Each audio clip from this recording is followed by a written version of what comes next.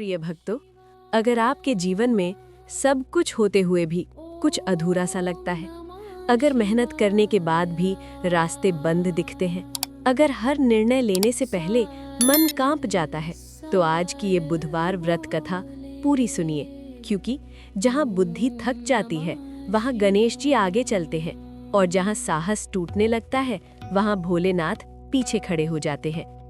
ये कथा है आदित्य नाम के एक युवक की। कोई पापी नहीं, कोई दुष्ट नहीं, लेकिन उसका जीवन रुका हुआ था। काम शुरू करता, अटक जाता, निर्णय लेता, गलत साबित हो जाता। लोग कहते तेरी किस्मत ही ऐसी है, लेकिन आदित्य जानता था ये किस्मत नहीं, दिशा की कमी है। एक रात वो बहुत टूट चुका था। हाथ में डायरी थी। उसने लिखा, मैं समझदार हूँ, फिर भी गलत फैसले क्यों? उसी रात उसे एक अजीब सपना आया। एक संकरा रास्ता, आगे धुंध और रास्ते के बीच एक बालक बैठा था। बड़ी आंखें, माथे पर चंदन, हाथ में मोदक। बालक ने मुस्कुराकर पूछा, तू रास्ता ढूंढ रहा है या सही शुरुआत? आदित्य कुछ बोल नहीं पाया। नींद टूट गई। सुबह बुधवार था। माँ ने कहा, आज गणेश जी का व्रत रख। आदित्य हंसा। माँ, व्रत से दिमाग कैसे ठीक होगा? माँ ने बहुत गहरी बात कही। जब बुद्धि अपने भार से टूट जाए तो उसे ईश्वर के चरणों में रखना पड़ता है। यही बुधवार व्रत की शुरुआत होती है। आदित्य नहाया, पहली बार गणेश जी के सामने शांत होकर बैठा। कोई बड़ी पूजा नहीं, कोई लंबा मंत्र नहीं, बस इतना कहा, अगर मेरी बुद्धि भटक गई है तो मुझे सही दिशा दीजिए। और यही बुधवार व्रत का पहला रहस्य खुलता है। गणेश जी बुद्धि नहीं देते, वे बुद्धि का बोझ हटाते हैं। दिन भर आदित्य अजीब तरह से हल्का महसूस करता रहा। कोई चमत्कार नहीं, लेकिन मन कम उलझा हुआ था। शाम को वो एक पुराने मंदिर पहुंचा। वहां एक छोटा सा शिवलिंग था। बिना सोचे उसने वहां भी सिर झुका दिया और अचानक उसके भीतर एक भाव उठा, अगर गणेश मार्ग दिखाते हैं तो महादेव उस पर चलने की हिम्मत देते हैं। उसी रात उसे दूसरा सपना आया। वही बालक गणेश, लेकिन पीछे एक विशाल आकृति, त्रिनेत्र, जटा, शांत तेज और आवाज, जो मेरे पुत्र की बुद्धि पर भरोसा करता है, मैं उसकी पीठ संभाल लेता हूँ। आदित्य डर गया, लेकिन डर में भी शांति थी। नींद टूट गई और यही बुधवार व्रत का पहला संकेत मिला। गणेश जी रास्ता दिखाते हैं, भोलेनाथ रास्ते पर टिकाए रखते हैं। अब आदित्य समझ चुका था, ये व्रत सिर्फ गणेश जी का नहीं, ये बुद्धि प्लस विश्वास दोनों का व्रत है। बुधवार व्रत भाग 1 का संदेश। जब निर्णय गलत हो, गणेश जी का स्मरण करे। जब हिम्मत टूटे, भोलेनाथ को याद करे।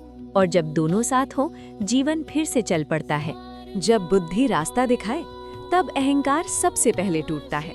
प्रिय भक्तों, अक्सर हम सोचते हैं अगर भगवान साथ हो तो सब कुछ आसान हो जाएगा, लेकिन सच ये है, जब भगवान साथ आते हैं तो सबसे पहले हमारा अहंकार सामने आता है और दूसरा बुधवार यही परीक्षा लेकर आता है। भाग 1 के बाद आदित्य अंदर से थोड़ा हल्का था। उलझन कम थी, मन शांत था, लेकिन जीवन अब भी वैसा ही था। काम की समस्या, निर्णयों का दबाव, भविष्य का डर। दूसरे बुधवार की सुबह आदित्य जल्दी उठ गया। आज वो गणेश जी के सामने कुछ अलग भाव से बैठा।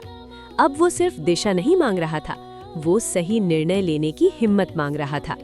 उसने धीरे से कहा, अगर आज मुझे कुछ चुनना पड़े तो मुझे डर से नहीं, बुद्धि से चुनने दीजिए। यही बुधवार व्रत का दूसरा चरण होता है, डर बनाम बुद्धि। उसी दिन आदित्य को एक बड़ा निर्णय लेना था। 2 रास्ते थे। पहला रास्ता आसान था, लोगों की राय वाला, सब यही करते हैं। दूसरा रास्ता सही लग रहा था, लेकिन मुश्किल था।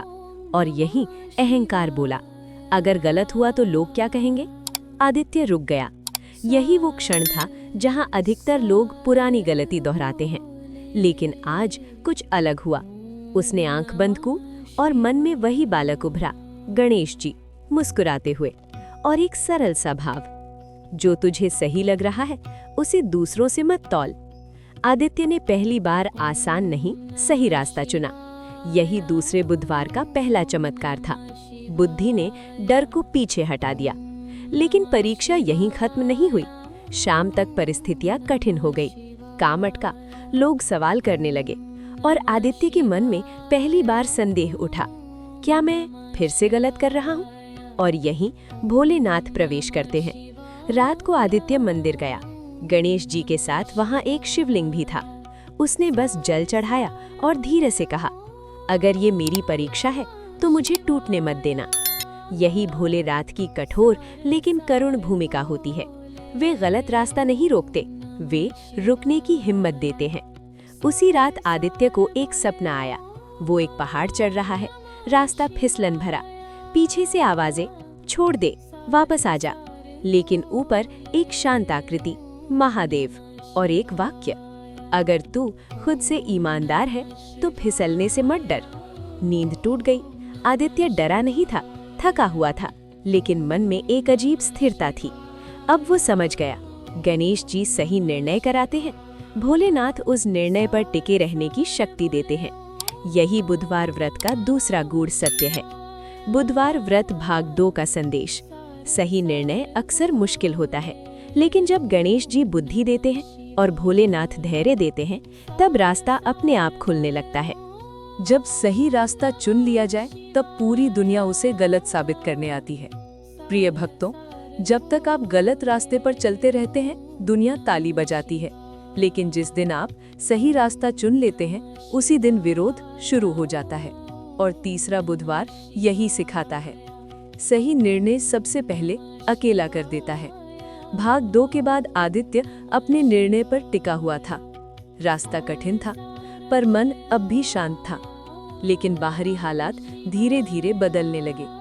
तीसरे बुधवार की सुबह आदित्य को एक के बाद एक फोन आने लगे। कोई बोला, तू जो कर रहा है गलत है। कोई बोला, अब भी वक्त है, पीछे हट जा। और कुछ ने तो सीधे कह दिया, अगर फेल हुआ तो तेरी जिम्मेदारी होगी। यही बाहरी विरोध होता है, डर फैलाने वाला। आदित्य ने फोन रख दिया। मन एक पल को डगमगाया। सब एक साथ गलत कैसे हो सकते हैं? और यहीं अहंकार नहीं, संशय जन्म लेता है। वो चुपचाप गणेश जी के सामने बैठ गया। आज वो प्रार्थना नहीं कर रहा था, वो सवाल पूछ रहा था। अगर ये रास्ता सही है तो इतना विरोध क्यों? और यहीं तीसरे बुधवार का सबसे गहरा सत्य खुलता है।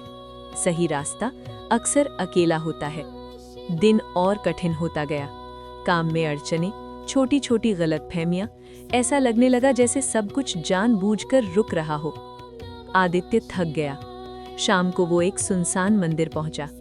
गणेश जी की छोटी सी मूर्ति और पीछे शिवलिंग। उसने धीरे से कहा, अगर मैं गलत हूं तो मुझे रोक लीजिए, और अगर मैं सही हूं तो मुझे अकेला मत छोड़िए। यही तीसरे बुधवार की सबसे सच्ची पुकार होती है, और यही पहला स्पष्ट हस्तक्षेप होता है। उसी रात आदित्य को एक सपना आया। वो एक सकरे पुल पर खड़ा है। नीचे गहरी खाई, आगे धुंध, पीछे भीड़। वापस आ जा। तभी आगे गणेश जी प्रकट होते हैं, बाल रूप, हाथ उठाकर रास्ता रोकते हुए। और पीछे महादेव, शांत, अडिग। महादेव की गंभीर आवाज, अगर तू इस पुल पर खड़ा है तो डरने का अधिकार नहीं। और गणेश जी मुस्कुराकर कहते हैं, मैं तेरी बुद्धि हूँ और वो तुझे गिरने नहीं देगी। नींद टूट गई। आदित्य पसीने में था, लेकिन डर में नहीं। अब उसे एक बात पूरी तरह समझ आ गई। विरोध संकेत है कि रास्ता साधारण नहीं। अकेलापन संकेत है कि निर्णय भीड़ का नहीं। और जब गणेश आगे हों और महादेव पीछे, तो गिरने का कोई सवाल नहीं। अगले दिन आदित्य ने एक और कठिन कदम उठाया। उसने अपना फैसला बदलने से इनकार कर दिया, चुपचाप, बिना किसी बहस के। यही तीसरे बुधवार की विजय थी, शोर में भी स्थिर रहना। बुधवार व्रत भाग 3 का संदेश। जब पूरा संसार गलत कहे, तब अपने भीतर झांकिए। अगर मन शांत है तो रास्ता सही है, और जहां गणेश बुद्धि दे और भोलेनाथ साहस, वहां विरोध अंत नहीं, आरंभ होता है। जब सब कुछ चिंता दिखे, तब भोलेनाथ संभालते हैं। प्रिय भक्तों, जब तक निर्णय केवल विचार होता है, तब तक दर्द नहीं होता। लेकिन जिस दिन निर्णय की कीमत वास्तविक नुकसान के रूप में सामने आती है, उसी दिन आस्था की असली परीक्षा होती है। चौथा बुधवार यही दिन लेकर आता है। भाग 3 के बाद आदित्य अब भी अपने निर्णय पर डटा हुआ था। लेकिन जीवन अब सीधे वार करने लगा था। चौथे बुधवार की सुबह आदित्य को एक ईमेल मिला, संक्षिप्त, कठोर। इस निर्णय के कारण आपको इस प्रोजेक्ट से हटाया जा रहा है। बस इतना ही, कोई सफाई नहीं, कोई चर्चा नहीं। यही पहली वास्तविक हानि थी। काम छिन गया था। आदित्य कुर्सी पर बैठा रह गया, मन एकदम खाली। अब ये कल्पना नहीं थी, ये सच था। पहली बार उसके भीतर एक भारी विचार उठा, अगर सब कुछ खत्म हो गया तो? यही चौथे बुधवार की सबसे खतरनाक घड़ी होती है, जब विश्वास तर्क से टकराता है। घर पहुंचा, माँ ने उसका चेहरा देखा, कुछ नहीं पूछा, बस एक गिलास पानी उसके हाथ में रखा। आदित्य ने धीरे से कहा, माँ, नुकसान हो गया है।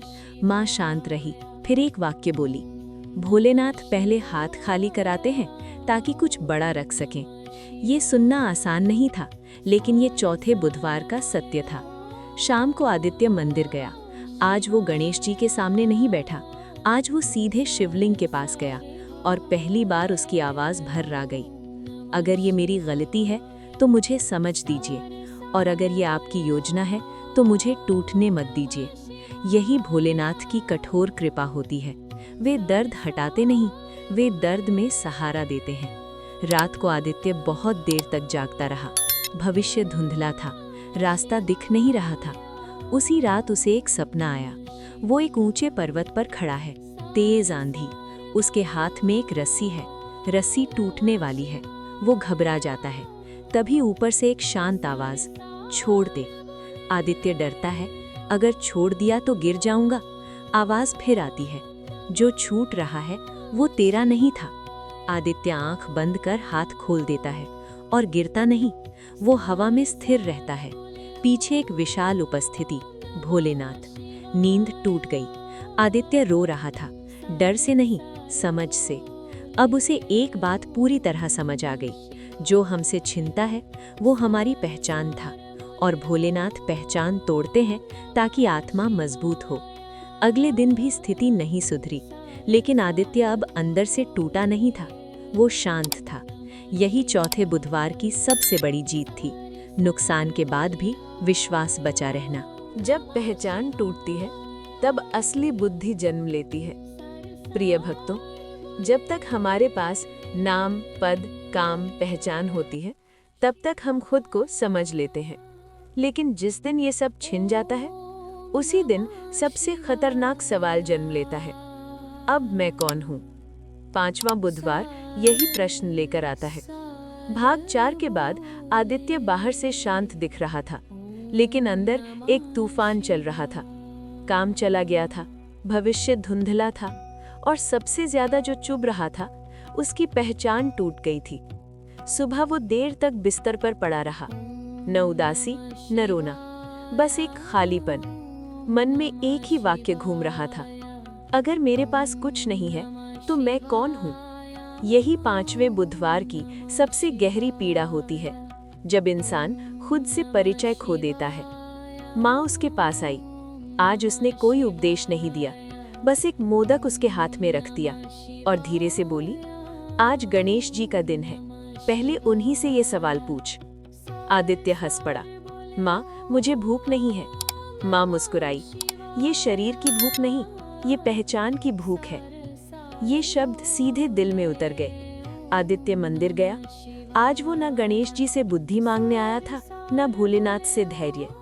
आज वो सिर्फ एक सवाल लेकर आया था, अगर मेरी पहचान मेरे काम से नहीं तो मैं कौन हूँ? वो गणेश जी के सामने चुपचाप बैठ गया। कोई मंत्र नहीं, कोई आरती नहीं, बस शांत बैठना। और यही गणेश जी की सबसे करुण शिक्षा उतरती है। तू जो करता है वो तू नहीं है, तू जो कहलाता है वो तू नहीं है। जब सब छिन जाए तभी जो बचे वही तू है। ये कोई आवाज नहीं थी, ये अंदर उतरी साफ समझ थी। आदित्य ने पहली बार खुद को बिना किसी टैग के महसूस किया, न कर्मचारी, न असफल, न सफल, बस एक इंसान। और यही कुछ बदल गया। शाम को वो घर लौटा। आज उसने खुद को बेकार नहीं कहा, उसने बस दिन को देखा। वो जिंदा था, स्वस्थ था और सीख रहा था। रात को उसे एक सपना आया। वो एक बड़े कागज पर अपना नाम लिख रहा है, फिर उस नाम के नीचे काम लिखता है, फिर लोगों की राय, और अचानक एक छोटा हाथ सब मिटा देता है। सिर्फ एक शब्द छोड़ता है, साक्षी। पीछे गणेश जी मुस्कुरा रहे हैं और धीरे से कहते हैं, जो खुद को देख सकता है वो खुद को खो नहीं सकता। नींद टूट गई। आदित्य के चेहरे पर पहली बार हल्की मुस्कान थी। अब उसके पास कोई जवाब नहीं, लेकिन अब उसे डर भी नहीं था, क्योंकि अब उसने एक सच्ची बात सीख ली थी। पहचान आनी जानी है, लेकिन जो सबके पीछे देख रहा है वही स्थिर है। यही 5वें बुधवार की सबसे बड़ी कृपा थी, पहचान के बिना जीने की शुरुआत। जब नया रास्ता ना दिखे तब नई दृष्टि रास्ता बना देती है। प्रिय भक्तों, कई बार हम नए रास्ते की तलाश में पुराने कदमों को कोसते रहते हैं, लेकिन सच ये है, जब दृष्टि बदल जाती है तो रास्ता अपने आप बनने लगता है। छठा बुधवार यही रहस्य खोलता है। भाग 5 के बाद आदित्य पहली बार खुद को पहचान के बोझ से मुक्त महसूस कर रहा था। अब उसके पास कोई बड़ा लक्ष्य नहीं था, कोई योजना नहीं, लेकिन एक चीज थी, स्पष्टता।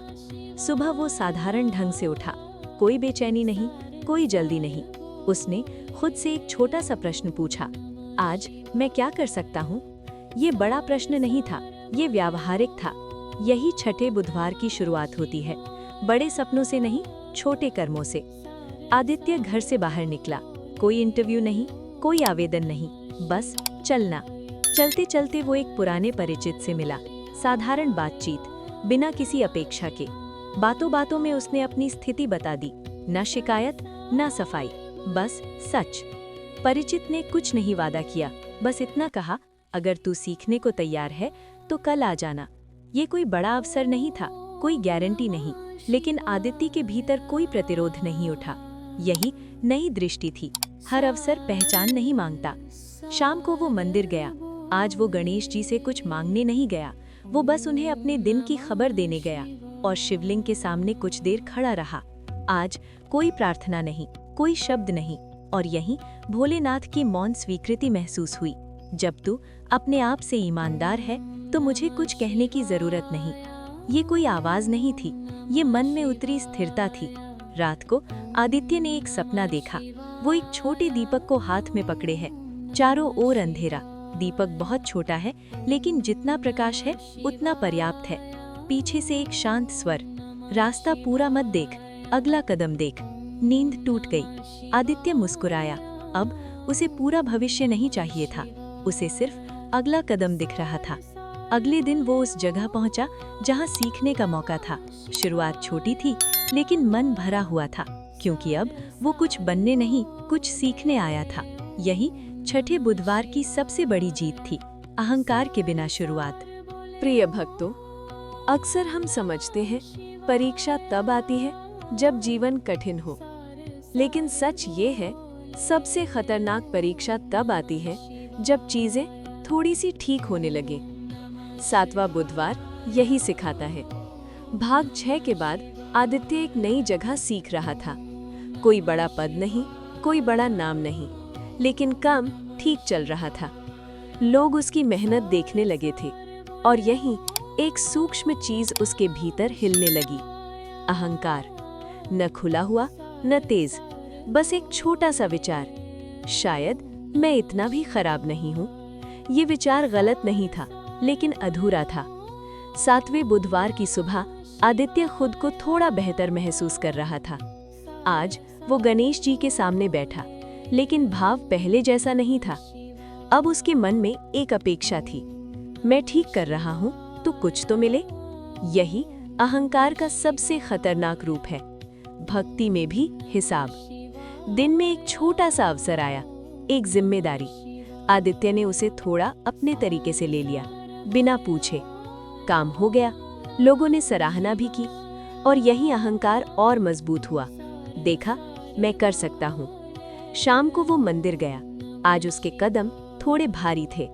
गणेश जी के सामने बैठते ही मन में एक अजीब सी अशांति थी, और यहीं गणेश महादेव की संयुक्त चेतावनी उतरती है। जो सीख को अपना मान ले, वो आगे सीखना भूल जाता है, और जो कृपा को योग्यता समझ ले, वो फिर गिरने लगता है। ये कोई डांट नहीं थी, ये सचेत करने वाली करुणा थी। आदित्य को आज पहली बार डर नहीं, संकोच हुआ। उसने धीरे से कहा, अगर मेरा मन फिर ऊपर उठ रहा है तो मुझे फिर से झुकना सिखाइए। यही 7वें बुधवार की विजय होती है, अहंकार को पहचान लेना। रात को आदित्य ने एक सपना देखा। वो एक सीढ़ी चढ़ रहा है, हर सीढ़ी पर नाम लिखा है, कौशल, मेहनत, सराहना। वो ऊपर पहुंचता है और जैसे ही छाती चौड़ी करता है, सीढ़ी हिलने लगती है। पीछे से एक शांत स्वर, सीढ़ी तेरी नहीं, संतुलन तेरा है। नींद टूट गई। आदित्य ने गहरी सांस ली। अब उसे एक बात पूरी तरह समझ आ गई, सफलता परीक्षा नहीं होती, सफलता के बाद व्यवहार परीक्षा होता है। अगले दिन उसने एक छोटा सा काम किया। उसने सबसे पहले अपने वरिष्ठ से पूछा और जब सराहना मिली तो मन ही मन उसे भगवान को समर्पित कर दिया। यही 7वें बुधवार की सबसे बड़ी जीत थी, सफलता में झुकना। जब नाम हट जाए और काम रह जाए, तभी सेवा शुद्ध होती है। प्रिय भक्तों, अहंकार सिर्फ घमंड में नहीं होता, कभी कभी वो बहुत सभ्य रूप में आता है। जैसे, मुझे पता है मैं कुछ नहीं चाहता, लेकिन लोग जान तो लें। 8वां बुधवार इसी सूक्ष्म परीक्षा को सामने लाता है। भाग 7 के बाद आदित्य अब ज्यादा सतर्क था। वो अपने मन को देखने लगा था, कब मैं आगे बढ़ रहा हूँ और कब मेरा मन आगे दिखना चाहता है। 8वें बुधवार की सुबह वो शांत था। आज वो गणेश जी के सामने कुछ भी मांगने नहीं बैठा, सिर्फ एक भाव लेकर, आज मुझे गुमनाम रहना सिखाइए। यही 8वें बुधवार का बीज था। दिन में एक बड़ा काम आया, कठिन, समय संवेदनशील। आदित्य ने पूरी मेहनत से काम किया, समाधान निकाला, लेकिन मीटिंग में उसका नाम नहीं लिया गया। सारा श्रेय किसी और को मिला। कमरा तालियों से भर गया और आदित्य चुपचाप पीछे बैठा रहा। पहले ये उसे चुभता, आज मन में एक हल्की सी लहर उठी, मेहनत मेरी थी। और फिर वो लहर अपने आप शांत हो गई। यही 8वें बुधवार की असली परीक्षा थी, जब नाम न मिले और मन भी न मांगे। शाम को वो मंदिर गया। आज वो बहुत देर तक कुछ नहीं बोला। गणेश जी के सामने दीपक जलाया और शिवलिंग के पास खड़ा रहा। आज कोई संदेश नहीं, कोई संकेत नहीं, कोई सपना नहीं, और यही सबसे बड़ा आशीर्वाद था, मौन स्वीकृति। क्योंकि जब मन सही दिशा में होता है तो ईश्वर कुछ कहते नहीं, वे बस साथ रहते हैं। घर लौटा। माँ ने पूछा, दिन कैसा रहा? आदित्य ने सिर्फ इतना कहा, ठीक। और ये ठीक अब खाली शब्द नहीं था, ये पूरा था। रात को आदित्य ने एक सपना देखा। वो एक बगीचे में पौधे लगा रहा है। लोग आ रहे हैं, फूल तोड़ रहे हैं, तस्वीरें ले रहे हैं, लेकिन कोई माली को नहीं देखता। पीछे से एक शांत स्वर, जो फल के लिए काम करे वो नाम ढूंढता है, जो काम के लिए काम करे वो मुझे पा लेता है। नींद टूट गई। आदित्य के चेहरे पर एक गहरी शांति थी। अब वो समझ चुका था कि विनम्रता खुद को छोटा समझना नहीं, विनम्रता खुद को बीच से हटा देना है। यही 8वें बुधवार की पूर्ति थी, बिना श्रेय पूरी सेवा। बुधवार व्रत भाग 8 का संदेश। जब नाम हट जाए और मन भी शांत रहे, तभी सेवा शुद्ध होती है। जहाँ गणेश जी बुद्धि दे और भोलेनाथ मौन में साथ हों, वहाँ कर्म बंधन नहीं, मुक्ति बनता है। जब इंसान सही भी हो, तब भी टूटना पड़ता है। प्रिय भक्तों, अहंकार सिर्फ गलत होने से नहीं आता। सबसे खतरनाक अहंकार तब आता है जब हम सही होते हैं। 9वां बुधवार इसी अंतिम गांठ को खोलने आता है। भाग 8 के बाद आदित्य बाहर से पूरी तरह शांत था। न नाम की चाह, न प्रशंसा की भूख। वो काम करता था, सीखता था, चुपचाप रहता था, लेकिन भीतर एक बहुत पतली आवाज अब भी बची थी, मैं सही हूँ, मैं गलत नहीं था। ये आवाज तेज नहीं थी, लेकिन यही सबसे आखिरी बंधन होता है। 9वें बुधवार की सुबह एक बड़ा विवाद हुआ। एक निर्णय में गलती हो गई और आदित्य वो गलती पहले ही देख चुका था, लेकिन किसी ने उसकी बात नहीं मानी। नतीजा नुकसान। अब सब एक दूसरे को देख रहे थे। और कई आंखें आदित्य की ओर मुड़ गईं, जैसे कह रही हों, तू सही था। यही वो क्षण था जहां अहंकार फिर से सिर उठा सकता था। मन के भीतर एक भाव उठा, मैंने कहा था। लेकिन उसी क्षण आदित्य रुक गया। उसे 8वें बुधवार की मौन स्वीकृति याद आ गई और उसने धीरे से कहा, अब जो हुआ उससे सीख लेते हैं, बस इतना, न आरोप न गर्व। और यहीं 9वें बुधवार की सबसे कठिन परीक्षा पास हुई, सही होकर भी झुक जाना। शाम को आदित्य अकेला मंदिर गया। आज उसका मन थोड़ा भारी था। वो गणेश जी के सामने बैठा और धीरे से बोला, अगर मेरे भीतर अब भी मैं बचा है तो कृपया उसे भी हटा दीजिए।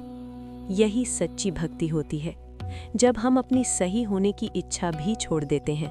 और यहीं गणेश महादेव की अंतिम शुद्धि घटित होती है। उस रात आदित्य ने एक सपना देखा। वो एक कमरे में खड़ा है, दीवारों पर शीशे लगे हैं। हर शीशे में वो खुद को देखता है, काम करने वाला, सीखने वाला, सही साबित होने वाला। अचानक एक हाथ सभी शीशे तोड़ देता है, कांच बिखर जाता है और बीच में खाली जगह। पीछे से 2 आवाजें, गणेश जी, अब तू बुद्धि नहीं, बुद्धि का आधार है। महादेव, अब तू सही या गलत नहीं, अब तू सत्य में स्थित है। नींद टूट गई। आदित्य की आंखों में आंसू थे, लेकिन दुख के नहीं, हल्केपन के। अब वो कुछ भी साबित नहीं करना चाहता था, अब वो बस जीना चाहता था। यही 9वें बुधवार की पूर्ति थी, मैं सही हूं का विसर्जन। जब भीतर शांति आ जाती है, तब जीवन खुद रास्ता बदल देता है। प्रिय भक्तों, अक्सर हम सोचते हैं पहले जीवन बदले फिर मन शांत होगा, लेकिन 10वां बुधवार एक उल्टा सत्य सिखाता है। पहले मन शांत होता है, फिर जीवन बदलता है। भाग 9 के बाद आदित्य अंदर से पूरी तरह हल्का हो चुका था। अब उसके भीतर कोई दावा नहीं था, मैं सही हूँ या मैं गलत हूँ। बस एक स्थिति थी, स्वीकार। 10वें बुधवार की सुबह अद्भुत रूप से साधारण थी। न कोई बेचैनी, न कोई उत्साह, बस एक गहरी स्थिरता। आदित्य काम पर पहुंचा, वही जगह, वही लोग। लेकिन आज सब कुछ अलग लग रहा था, क्योंकि आज वो कुछ साबित करने नहीं आया था। और यहीं परिवर्तन शुरू होता है। दोपहर में एक मीटिंग हुई, एक नई जिम्मेदारी की बात चल रही थी। कोई नाम प्रस्तावित नहीं कर रहा था। आदित्य चुपचाप सुन रहा था और अचानक किसी ने कहा, इसे आदित्य संभाल सकता है। कमरा एक पल के लिए शांत हो गया। ये वो पल था जहां पुराना आदित्य खुशी से भर जाता। आज उसके भीतर कोई लहर नहीं उठी, न खुशी न डर, बस तैयारी। उसने धीरे से कहा, अगर आप सब उचित समझे तो। यही 10वें बुधवार की सबसे बड़ी पहचान है। अवसर आए तो मन न हिले। काम शुरू हुआ, चुनौतियां थीं, लेकिन आज आदित्य दौड़ नहीं रहा था।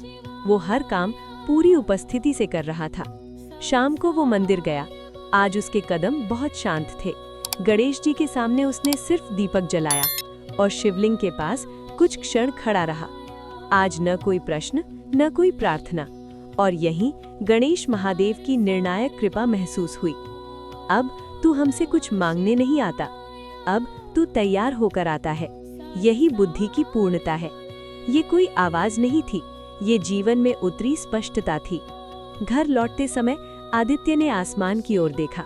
कोई संकेत नहीं, कोई चमत्कार नहीं, लेकिन आज उसे ये सब जरूरी भी नहीं लग रहा था। रात को उसने एक सपना देखा। वो एक नदी के किनारे बैठा है, पानी बह रहा है। वो नदी को रोकने की कोशिश नहीं करता, न ही उसके साथ बहता है, बस किनारे बैठकर देखता है। पीछे से एक शांत स्वर, जो जीवन को देख सकता है वो जीवन से डरता नहीं। नींद टूट गई। आदित्य मुस्कुराया। अब वो जीवन के साथ युद्ध में नहीं था, वो जीवन के साथ सहयोग में था। यही 10वें बुधवार की सिद्धि थी, भीतर की शांति बाहरी परिवर्तन से पहले आना। बुधवार व्रत भाग 10 का संदेश। जब मन शांत हो जाए तब परिस्थितियां अपने आप जुड़ने लगती हैं। जहां गणेश जी बुद्धि पूर्ण करे और भोलेनाथ स्थिति में टिकाएं, वहां जीवन संघर्ष नहीं, प्रवाह बन जाता है। जब शक्ति मिले तब संयम सबसे बड़ा धर्म बन जाता है। प्रिय भक्तों, कई लोग सोचते हैं परीक्षा तब खत्म हो जाती है जब कठिन समय बीत जाए, लेकिन सच ये है सबसे कठिन परीक्षा तब आती है जब जिम्मेदारी मिलती है, क्योंकि अब सवाल ये नहीं रहता क्या मैं कर सकता हूँ, अब सवाल होता है मैं इसे कैसे करूँ। भाग 10 के बाद आदित्य एक नई भूमिका में था। लोग उस पर भरोसा करने लगे थे, उसकी बात सुनी जा रही थी और यही 11वें बुधवार की भूमि बनती है, शक्ति का प्रवेश। सुबह आदित्य काम पर पहुंचा। पहली बार लोग निर्णय के लिए उसकी ओर देख रहे थे। पहले वो सिर्फ सुनता था, आज वो कह सकता था और यहीं एक सूक्ष्म खतरा उभरता है। सही कहने का अधिकार धीरे धीरे हुक्म देने में बदल सकता है। एक निर्णय लेना था, दो लोगों के बीच मतभेद था, दोनों खुद को सही मान रहे थे। सबकी निगाह आदित्य पर थी। उसके भीतर एक विचार उठा, अगर मैं अपनी बात थोड़ी सख्ती से रखूं? और यहीं गणेश महादेव की सूक्ष्म चेतावनी महसूस हुई। बुद्धि तब तक पवित्र है जब तक वो दूसरों को नीचा न करे। आदित्य रुक गया। उसने सुनना चुना पूरी तरह, फिर धीरे से बोला, हम समाधान ढूंढ रहे हैं, दोषी नहीं। कमरे का तनाव ढीला पड़ा। यही 11वें बुधवार की पहली विजय थी, शक्ति में संयम। दोपहर में एक और परीक्षा आई, एक छोटा सा फैसला जिससे आदित्य को व्यक्तिगत लाभ हो सकता था। कोई न जान पाता, कोई पूछता भी नहीं। और यहीं महादेव की कठोर मौन उपस्थिति महसूस हुई। जो तू अकेले में करेगा वही तेरा चरित्र बनेगा। आदित्य ने वो लाभ ठुकरा दिया, बिना किसी घोषणा के, बिना किसी त्याग भाव के, बस स्वाभाविक रूप से। शाम को वो मंदिर गया। आज उसका मन गंभीर था। वो गणेश जी के सामने बैठा और धीरे से कहा, अगर मेरे हाथों में शक्ति आ रही है तो मेरे भीतर विनम्रता बनाए रखिए। और यहीं गणेश महादेव की संयुक्त स्वीकृति उतरी। शक्ति जो सेवा बने वही आशीर्वाद है, और शक्ति जो अहंकार बने वही बंधन। ये कोई आवाज नहीं थी, ये मन में उतरी स्पष्ट मर्यादा थी। रात को आदित्य ने एक स्वप्न देखा। वो एक दीपक हाथ में लिए है। लौ तेज है, अगर तेज हिलाए बुझ सकती है, अगर स्थिर रखे प्रकाश देती है। पीछे से एक शांत स्वर, शक्ति हवा नहीं मांगती, स्थिर हाथ मांगती है। नींद टूट गई। आदित्य समझ चुका था, 11वां बुधवार सिखाता है शक्ति का सही उपयोग। जहां गणेश जी बुद्धि को मर्यादा दे और भोलेनाथ चरित्र को गहराई दे, वहां नेतृत्व सेवा बन जाता है। जब सब कुछ मिल जाए फिर भी मन पूछे, अब क्या? प्रिय भक्तों, अक्सर हम सोचते हैं जब काम ठीक हो जाएगा, सम्मान मिल जाएगा, जिम्मेदारी आ जाएगी, तब मन भर जाएगा। लेकिन 12वां बुधवार एक अलग ही सत्य खोलता है। कभी कभी सब कुछ मिलने के बाद मन सबसे ज्यादा खाली होता है। भाग 11 के बाद आदित्य बाहर से पूरी तरह स्थापित था। काम ठीक चल रहा था, लोग भरोसा कर रहे थे, निर्णय सही हो रहे थे। लेकिन रात की सन्नाटे में एक प्रश्न बार बार उठता, क्या बस यही था? ये असंतोष नहीं था, ये लालच भी नहीं था, ये आत्मा की हल्की सी दस्तक थी। 12वीं बुधवार की सुबह आदित्य देर तक आसमान को देखता रहा। न चिंता न योजना, बस एक अजीब सी रिक्तता। वो काम पर गया, सब सामान्य, लेकिन आज हर उपलब्धि उसे थोड़ी अधूरी लग रही थी, जैसे कोई गहरा अर्थ पीछे छूट रहा हो। यही 12वें बुधवार की पहली पहचान होती है, जब सफलता भी पूरा संतोष न दे। दोपहर में एक सहकर्मी ने कहा, तुम्हें तो अब सब मिल गया है। आदित्य मुस्कुराया, लेकिन उस मुस्कान के पीछे एक सच्चाई थी। शायद कुछ ऐसा है जो मिल नहीं सकता। शाम को वो मंदिर गया। आज वो गणेश जी या भोलेनाथ से कुछ मांगने नहीं गया था, वो बस ये पूछने गया था, अगर सब ठीक है तो ये खालीपन क्यों? और यहीं गणेश महादेव की अंतिम आंतरिक यात्रा शुरू होती है। गणेश जी का भाव सबसे पहले उतरता है। बुद्धि जब सब हल कर ले तो वो खुद को ढूंढने लगती है। फिर महादेव की गहरी उपस्थिति, जो कुछ भी बन सकता था वो तू बन चुका, अब जो बाकी है वो बनना नहीं, होना है। ये कोई आवाज नहीं थी, ये एक गहरी अंदरूनी शांति में उतरा सत्य था। आदित्य बहुत देर तक वहीं बैठा रहा। आज उसने कोई मंत्र नहीं जपा, क्योंकि अब मन शब्दों से आगे जा चुका था। घर लौटते समय उसने लोगों को देखा, कोई भाग रहा था, कोई लड़ रहा था, कोई साबित कर रहा था, और पहली बार उसे ये सब दूर से दिख रहा था। न आलोचना न तुलना, बस दृष्टि। रात को उसे एक सपना आया। वो एक विशाल कक्ष में खड़ा है, चारों ओर उपलब्धियां रखी हैं, नाम, पद, सम्मान, प्रशंसा। वो सब देखता है लेकिन कोई उठाता नहीं। और बीच में एक छोटा दीपक जल रहा है। दीपक के पास गणेश जी और महादेव दोनों खड़े हैं। गणेश जी कहते हैं, अब तुझे कुछ जोड़ना नहीं। महादेव कहते हैं, अब तुझे कुछ छोड़ना भी नहीं। दोनों साथ, अब बस जैसा है वैसा रहना है। नींद टूट गई। आदित्य के मन में आज कोई प्रश्न नहीं था, क्योंकि अब वो उत्तर खोजने नहीं, स्थिति में उतरने लगा था। यही 12वें बुधवार की पूर्ति थी। सफलता के बाद आत्मा की पुकार को सुन पाना। जब साधना दिखाई न दे, लेकिन जीवन स्वयं साधना बन जाए। प्रिय भक्तों, अक्सर हम समझते हैं साधना मतलब मंत्र, माला, नियम, अनुष्ठान। लेकिन 13वां बुधवार एक गहरा सत्य बताता है। जब साधना पक जाती है तो उसे दिखाने की जरूरत नहीं रहती। भाग 12 के बाद आदित्य बाहर से पूरी तरह सामान्य था। न कपड़े बदले, न जीवन शैली बदली, न कोई नया नाम। वो उसी दुनिया में था, काम, लोग, जिम्मेदारियां। लेकिन अंदर कुछ पूरी तरह बदल चुका था। अब वो जीवन में कुछ पकड़कर नहीं चल रहा था, न सफलता, न असफलता, न पहचान। यही 13वें बुधवार की शुरुआत होती है, जहां पकड़ छूट जाती है।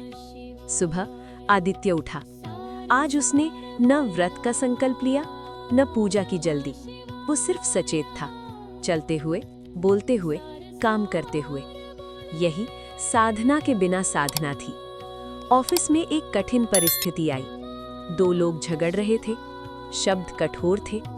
पहले आदित्य बीच में समझाने दौड़ता। आज वो पहले सुनता रहा, पूरी तरह। और जब बोला तो उसकी आवाज तेज नहीं थी, लेकिन स्पष्ट थी। झगड़ा धीरे धीरे शांत हो गया। किसी ने उसकी प्रशंसा नहीं की और आदित्य को उसकी जरूरत भी नहीं थी। यही 13वें बुधवार की पहली सिद्धि थी, प्रभाव बिना प्रदर्शन। दोपहर में एक और अनुभव हुआ। कोई उसकी बात अनदेखी कर गया। पहले ये अंदर चुभता, आज मन बस देखता रहा, न प्रतिक्रिया न कहानी। यही असली मुक्ति थी, प्रतिक्रिया से मुक्ति। शाम को वो मंदिर गया। आज वो दीपक जलाने नहीं गया, वो बस वहां बैठ गया। कोई प्रार्थना नहीं, कोई अपेक्षा नहीं।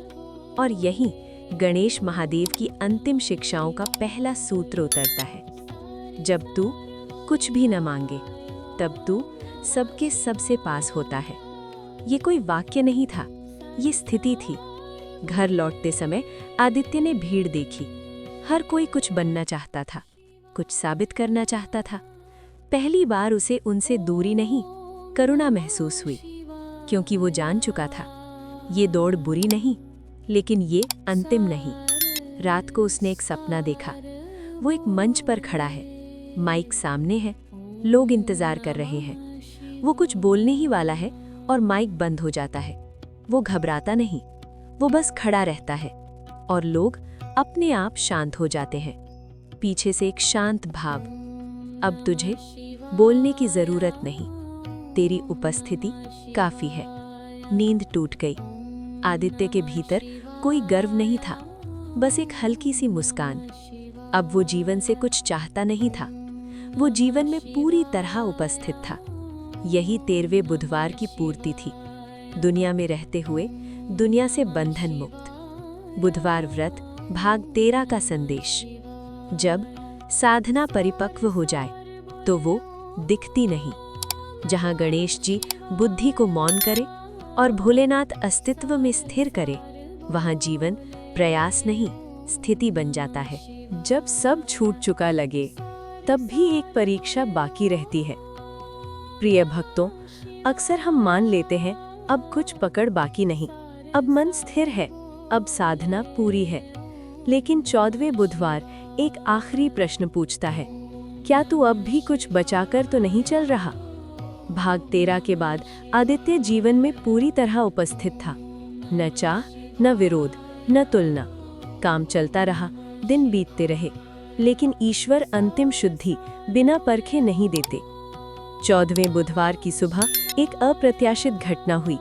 आदित्य को एक प्रस्ताव मिला, बड़ा, सम्मानजनक, सबकी नज़र में सफलता। वही चीज़ जिसके लिए कभी वो तरसता था। आज वो शांत रहा, लेकिन मन के किसी कोने में एक बहुत पतली लहर उठी। ये अच्छा है। ये लालच नहीं था, ये आसक्ति भी नहीं थी, ये सूक्ष्म जुड़ाव था। यही 14वें बुधवार की अंतिम परीक्षा होती है, जब मन शांत होकर भी किसी संभावना से हल्का सा जुड़ जाए। आदित्य उस दिन मंदिर गया। आज वो दीपक भी नहीं जलाया, वो बस वहां बैठ गया और अपने मन को पूरी ईमानदारी से देखने लगा। उसने मन में कहा, अगर ये मेरे लिए है तो मैं इसे पकड़ूंगा नहीं, और अगर ये छूटना है तो मैं रोकूंगा नहीं। यही पूर्ण समर्पण होता है, और यही गणेश महादेव का अंतिम स्पष्ट संकेत उतरता है। जो तू बिना पकड़े स्वीकार कर सके वही तेरा हो सकता है, और जो छूट जाए उसे देखकर तू टूटे नहीं तो तू मुक्त है। ये कोई शब्द नहीं थे, ये जीवन की गहरी स्पष्टता थी। आदित्य ने प्रस्ताव को न हाँ कहा न ना। उसने उसे समय पर छोड़ दिया, बिना पछतावे, बिना राहत, बस जैसा था वैसा रहने दिया। रात को उसे एक सपना आया। वो एक खुला मैदान देखता है, हवा चल रही है, कुछ पत्ते उड़कर उसके पास आते हैं, कुछ दूर चले जाते हैं। वो किसी को पकड़ता नहीं और किसी को भगाता नहीं। पीछे से एक शांत भाव, अब तू चुनता नहीं, तू प्रवाह में स्थित है। नींद टूट गई। आदित्य के भीतर कोई संतोष नहीं था, क्योंकि अब उसे संतोष की जरूरत भी नहीं थी। अब वो किसी परिणाम का इंतजार नहीं कर रहा था। यही 14वें बुधवार की सिद्धि थी, पकड़ का पूर्ण विसर्जन। जब कुछ पाना बाकी न रहे तब जीवन ही पूजा बन जाता है। प्रिय भक्तों, हर कथा किसी चमत्कार पर खत्म नहीं होती। कुछ कथाएं आपको वापस आपके जीवन में स्थिर कर देती है, और 15वां बुधवार यही करता है। ये साधना को समाप्त नहीं करता, ये साधना को जीवन में स्थापित करता है। भाग 14 के बाद आदित्य किसी परिणाम का इंतजार नहीं कर रहा था, न हानि का डर, न लाभ की चाह। वो जीवन को जैसा आ रहा था वैसा स्वीकार कर रहा था। अब वो कुछ पकड़ कर नहीं चल रहा था, न नाम, न पद, न त्याग। यही 15वें बुधवार की पहचान होती है, जब जीवन हल्का हो जाए। सुबह आदित्य उठा, न कोई विशेष व्रत, न कोई संकल्प, बस एक शांत जागरूकता। उसने माँ के चरण छुए, मुस्कुराया और दिन शुरू किया। अब वो पूजा के लिए समय नहीं निकालता था, क्योंकि अब उसका हर कार्य पूजा बन चुका था। काम करते समय वो पूरी तरह उपस्थित रहता, किसी से बात करते समय वो सुनता, किसी निर्णय में वो अहंकार नहीं बुद्धि रखता। और यही भगवान गणेश जी की सबसे बड़ी कृपा होती है, निर्णय में स्पष्टता और मन में शांति। शाम को वो मंदिर गया। आज न दीपक जलाया न घंटी बजाई, वो बस गणेश जी और भोलेनाथ के सामने कुछ देर खड़ा रहा, और यही दोनों का अंतिम मौन आशीर्वाद उतरा। गणेश जी का भाव, अब तुझे रास्ता दिखाने की जरूरत नहीं, तेरी बुद्धि स्वयं स्पष्ट है। भोलेनाथ का भाव, अब तुझे संभालने की जरूरत नहीं, तू स्थिति में स्थित है। ये कोई शब्द नहीं थे, ये जीवन में उतरी स्थिरता थी। आदित्य समझ गया, बुधवार व्रत सिर्फ गणेश जी का नहीं, ये बुद्धि और वैराग्य दोनों का व्रत है, जहाँ गणेश जी बुद्धि को शुद्ध करते हैं और भोलेनाथ अस्तित्व को स्थिर। रात को आदित्य गहरी नींद में सोया, न सपना न संकेत, क्योंकि अब सब कुछ जागते हुए स्पष्ट था। अगली सुबह फिर एक साधारण दिन, लेकिन अब हर दिन पवित्र था, क्योंकि अब उसका जीवन ही व्रत था। बुधवार व्रत कथा अंतिम संदेश। प्रिय भक्तों, ये कथा निर्णय से शुरू हुई थी और स्थिति पर समाप्त हुई। ये कथा उलझन से चली थी और स्पष्टता पर आकर रुकी। जिसने बुद्धि में गणेश जी को बैठाया और अहंकार में भोलेनाथ को याद किया, वही बुधवार व्रत रखता नहीं, वो बुधवार व्रत जीता है। प्रिय भक्तों, अगर इस बुधवार व्रत कथा की पूरी श्रृंखला ने आपके मन को थोड़ा भी शांत किया हो, अगर आपके निर्णयों में स्पष्टता और जीवन में स्थिरता लाई हो, तो धार्मिक दर्पण चैनल को अभी सब्सक्राइब करें। यहाँ आपको मिलेंगी व्रत कथाएं, धार्मिक कथाएं, आध्यात्मिक संदेश और जीवन को दिशा देने वाली सच्ची बातें। हमारी अगली कथा देखने के लिए यहाँ क्लिक करें। और इस वीडियो को अपने परिवार और मित्रों के साथ जरूर साझा करें। जय श्री गणेश, जय भोलेनाथ। आपका जीवन बुद्धिमान, स्थिर और धर्ममय हो।